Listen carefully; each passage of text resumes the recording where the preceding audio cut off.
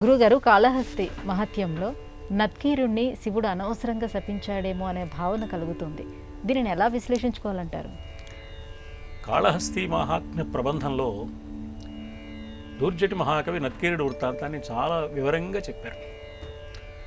ఆ నత్కీరుడు ఒక మహారాజు గారి ఆస్థానంలో, పాండ్య మహారాజు గారి ఆస్థానంలో శంఖపీఠం అనే దాని మీద ఉన్నాడు. అంటే ఒక విద్యాధికారి అనమాట. ఆయన సర్టిఫికేట్ ఇస్తే కానీ ఎవరిని పండితుడు కవి అని ఒప్పుకోవడానికి వీల్లేదు.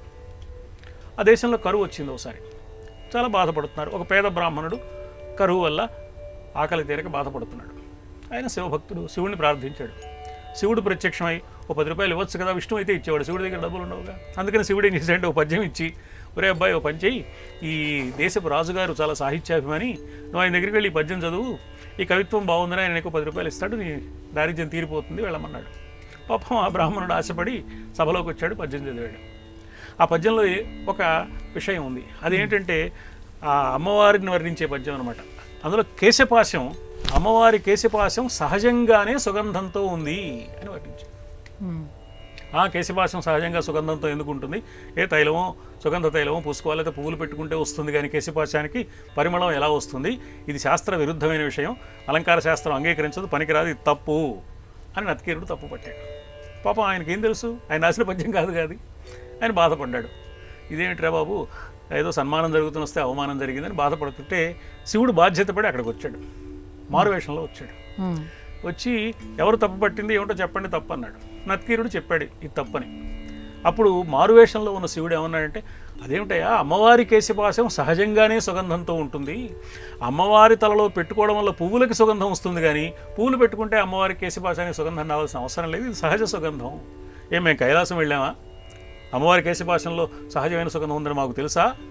లోకానికి తెలియని మాటలు చెప్పడానికి వీల్లేదు, ఇది గగన ప్రసూనవాదం, పనికిరాదు అన్నాడు నత్కీరుడు. శాస్త్రపరంగా వాదించాడు. అప్పుడు మారువేషంలో ఉన్న శివుడు తన 3వ కన్ను తనకు ఉంది అని నత్కీరుడికి కనిపించేలాగా చూపించాడు. అంటే శివుణ్ణి నేను వచ్చానని. అప్పుడు కూడా నత్కీరుడు తగ్గలేదు. తగ్గకుండా ఏమన్నాడంటే, వచ్చినవాడు శివుడైనా సరే తప్పు తప్పే, తల చుట్టూ 6 కన్నులు కలిగిన పద్యంబు దుష్టంబు కాదన వశమే. ఒక పాలభాగంలో కన్నేమిటాయా, మొత్తం తల చుట్టూ కళ్ళున్నా సరే పద్యం మాత్రం తప్పే, కాబట్టి వీల్లేదు అన్నాడు. అప్పుడు శివుడు శపించాడు. మనకు చూస్తే ఏమంటే శివుడు పట్టుదల వచ్చి, ఇవాళ భాషలో చెప్పాలంటే ఇగో అడ్డొచ్చి నన్ను కాదంటాడా అని కోపించి శపించినట్టుగా కనపడుతుంది. కానీ జాగ్రత్తగా ఆలోచిస్తే అక్కడ 2-3 విషయాలు మనం గమనించాలి. ఎందుకు శపించాడు అంటే, శాస్త్రాన్ని పట్టుకుని వేళ్లాడుతున్నాడు నత్కీరుడు. ఇది మానవులు నిర్మించుకున్న శాస్త్రం, అలంకార శాస్త్రం కానీ వ్యాకరణ శాస్త్రం కానీ మనం తయారు చేసుకున్నాం ఏదో ఒక విధానం కోసం. అది చాలా గొప్పదే, ప్రతి శాస్త్రము గొప్పదే, కానీ దానికి కొన్ని పరిమితులు ఉన్నాయి. శాస్త్రం కంటే పైది, తత్వం కంటే పైది అని మనం అనుకుంటున్న అన్ని విద్యల కంటే పైది భగవంతుడు. భగవంతుడి తర్వాతే శాస్త్రం. ఆ భగవంతుడికి ఏం కావాలి అంటే అందరూ బాగుండడం కావాలి. ఒక పేద బ్రాహ్మణుడి ఆకలి తీరడానికి నీ శాస్త్ర పరిజ్ఞానం అడ్డుపడుతుంది, వాడిని అవమానించవు. మానవ నిర్మితమైన శాస్త్రం కన్నా మానవ సహజమైన ఆకలి చాలా గొప్పది కదా. ఆకలి తీర్చకపోతే వాడు ఏమైపోతాడు పాపం. వాడికి నువ్వు అడ్డుపడ్డావే శాస్త్రం అనే పిచ్చితో.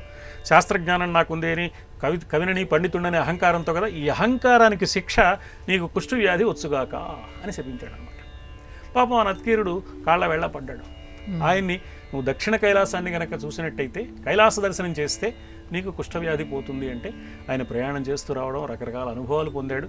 సుబ్రహ్మణ్య దర్శనం కలిగింది నత్కీరుడికి, కుష్ఠవ్యాధి పోయింది. కాళహస్తి క్షేత్రానికి వచ్చాడు. కాళహస్తి దక్షిణ కైలాసం అని గుర్తించాడు. కాబట్టి పరమేశ్వరుడిచ్చిన శాపము చిత్రంగా అది వరం లాంటిది. తాత్కాలికంగా కుష్ఠవ్యాధి వచ్చినా కూడా నత్కీరుడు సుబ్రహ్మణ్య దర్శనం పొందగలిగాడు.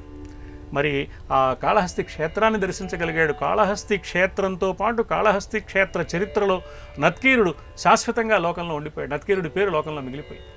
పరమేశ్వరుడు ప్రత్యక్షంగా శపించినట్టు కనపడుతోంది, కానీ పరోక్షంగా వరాలిచ్చి అనుగ్రహించాడు. ఒకవేళ శపించడం అయితే ఎందుకు శపించాడు అంటే, పట్టుదలకు పోయి అన్యాయంగా శపించడం కాకుండా మానవ నిర్మితమైన శాస్త్రం కన్నా మానవ సహజమైన ఆకలి అవసరమైంది అని మనం గమనించి ప్రవర్తించాలి. శాస్త్రానికి ఉన్న పరిమితులు అర్థం చేసుకుని శాస్త్రం కంటే పైది మానవతా ధర్మం అని గుర్తించాలి అని ఒక సందేశాన్ని శాపం రూపంలో పరమేశ్వరుడు నత్కీరుడికి ఇచ్చినట్లుగా, నత్కీరుడి ద్వారా విద్యావంతులోనే అహంకరించే వారందరూ ఈ సత్యాన్ని గుర్తించాలి అని చెప్పడం కోసం అన్నట్లుగా ఆ వృత్తాంతం కనపడుతుంది. కాబట్టి ఏదో పట్టుదలకు పోయి అన్యాయంగా శపించాడు అని అనుకోవాల్సిన అవసరం లేదు. పై కథకు అలా కనిపిస్తుంది. కొంచెం లోతుగా విచారిస్తే ఆ కథ పూర్వాపరాలు కనుక మనం గమనిస్తే శివుడు జ్ఞానప్రదాతగా పనిచేశాడు అనే విషయం మనకు బోధపడుతుంది.